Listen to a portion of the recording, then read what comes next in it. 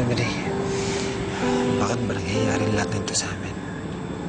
Sinikap ko naman na maging isang mabuting ama, isang mabuting anak, at isang mabuting asawa. Bakit nauwi lahat sa ganito? Nauwi sa trahedya, sa bigati, sa kulong. Lilipas din ito, Marco. May awa ang Diyos. Tutulungan kanyang kayanin ang lahat ng ito. Sana nga. Sana talaga tulungan niya ako. Dahil paulit-ulit lang nangyayari ito dahil sa mama. Huwag mo na siyang idiin. Siya pa rin ang nanay mo. Yun na nga ang masakit, Emily. Siya na nga yung nanay ko eh. Siya pang gumagawa ng lahat ng ito. Ano ba klaseng tao yan?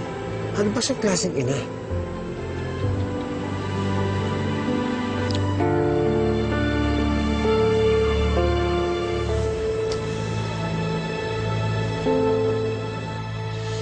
Katrina, may gusto ako